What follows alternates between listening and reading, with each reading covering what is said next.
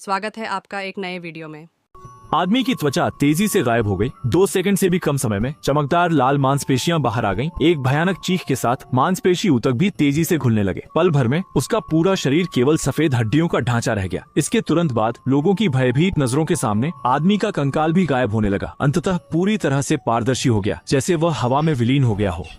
लेकिन वैज्ञानिकों ने यह देखकर खुशी से झूम उठे, क्योंकि प्रयोग आखिरकार सफल हो गया। इतिहास का पहला पारदर्शी व्यक्ति इस प्रकार जन्मा। हालांकि पारदर्शी व्यक्ति के नियंत्रण से बाहर होने की चिंता के कारण उन्होंने उसे एक आवरण बनाने का निर्णय लिया।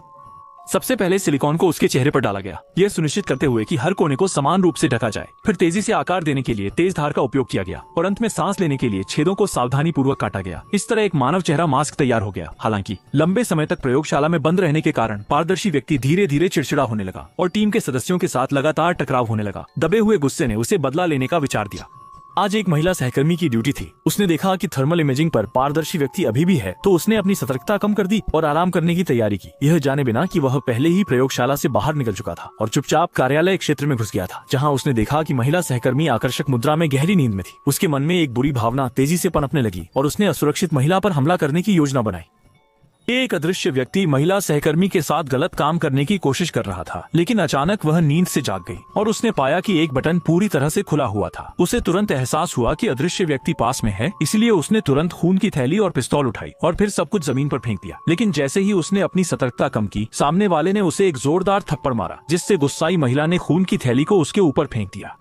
फिर भी वह उसके बल के सामने बिल्कुल भी प्रतिरोध नहीं कर सका। न केवल उसे जमीन पर गिरा दिया गया, बल्कि उसकी पिस्तौल भी पूरी तरह से नियंत्रित कर ली गई। अंततः महिला की लगातार विनती के बावजूद उसने फिर भी हत्या करने का निर्णय लिया। इस समय अन्य लोग भी शोर सुनकर तुरंत बंदूक लेकर आ गए। दरवाजे में घुसते ही उन्होंने जमीन पर खून देखा और कोने में शांति से लेटी हुई छोप। लेकिन लोग अभी तक दुखी भी नहीं हो पाए थे कि अचानक से फांग ब्याओ ने पीछे से एक सहकर्मी पर हमला कर दिया और वह वहीं मारा गया। यह देखकर शाओशुआई तुरंत मदद के लिए आगे बढ़ा, लेकिन उसे भी फांग ब्याओ ने कमर में छुरा घोंप दिया। फांग ब्याओ ने मौके का फायदा उठाकर कोल्ड स्टोरेज का दरवाजा बंद कर दिया, ताकि उन्हें जिंदा ही ठंड से मार सके, जिससे दुनिया में कोई भी उसके अस्तित्व का पता न लगा सके। समय के साथ साथ अत्यधिक खून बहने के कारण छोटा शुआई धीरे धीरे बेहोश हो गया। संकट की घड़ी में छोटी मई ने अपने पेशेवर ज्ञान का उपयोग करते हुए उपलब्ध सामग्री से जल्दी से एक साधारण इलेक्ट्रोमैग्नेट बना लिया। जबकि पूरी तरह से तैयार सॉन्ग ब्याओ ने जगह नहीं छोड़ी। उसने रासायनिक पदार्थों से एक टाइम बम बनाया, पूरे प्रयोगशाला आधार को नष्ट करने की तैयारी की।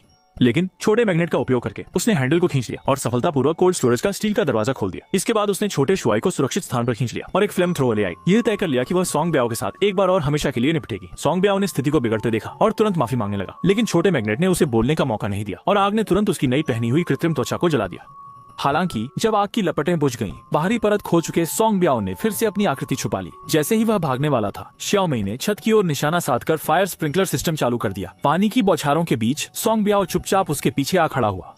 खतरे की घड़ी में जागे हुए छोटे शुआई ने लोहे की छड़ी उठाई और पूरी ताकत से सांब ब्याओ पर वार किया। फिर जल्दी से डरी हुई छोटी मई को सहारा दिया, लेकिन वह सांब ब्याओ को खत्म करना भूल गया। दोनों निकलने की तैयारी कर ही रहे थे कि सांब ब्याओ फिर से लोहे की छड़ी की ओर झपटा।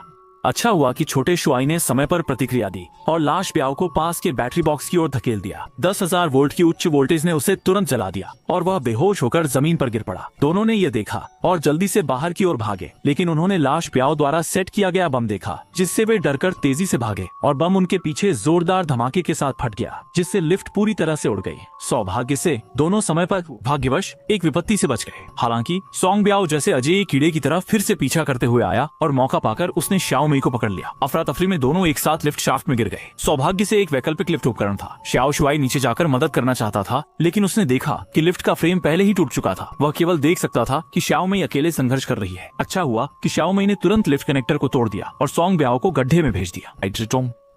अंत में उसने और छोटे शुआई ने मुश्किल से बेस से बाहर निकलने में सफलता पाई और आखिरकार इस बुरे सपने का अंत किया। इस फिल्म को देखने के बाद मैं सिर्फ यह जानना चाहता हूँ कि अगर आप सभी भी अदृश्य व्यक्ति बन गए, तो क्या आप सांग ब्याओ से भी ज्यादा विकृत